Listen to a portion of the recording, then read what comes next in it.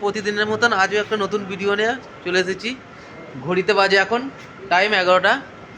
তো দেখুন আজ মিলনদার সাথে প্রথমে কথা বলে নিই।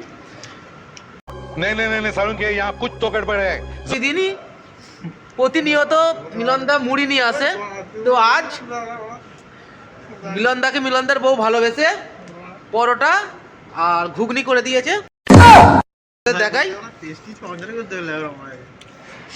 স্পেশাল ঘুগনি আর স্পেশাল পরোটা।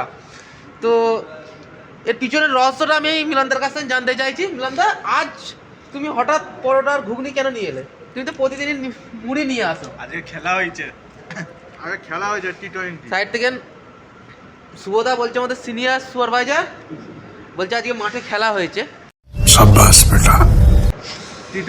টি20 খেলা হয়েছে। তো আজ বিষয়টা কি, আজকে তোমার বাড়িতে কি কোনো ব্রত ছিল? স্পেশাল ডে 25শে ডিসেম্বর।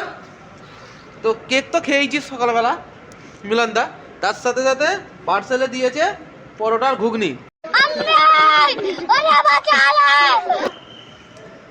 ও খেতেই ব্যস্ত, কারণ প্রতিদিন তো মুড়ি খায় রাত্রিরে।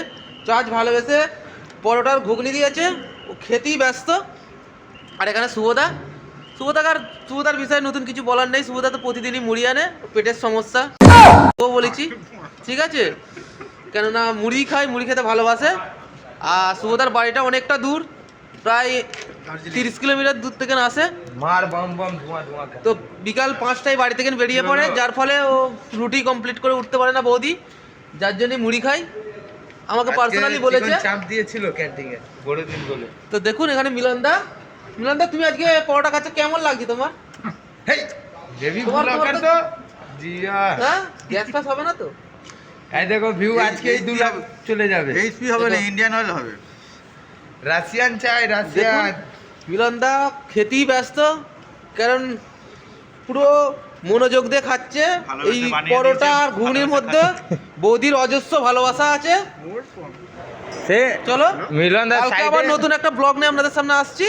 আজকের মতন গুড নাইট।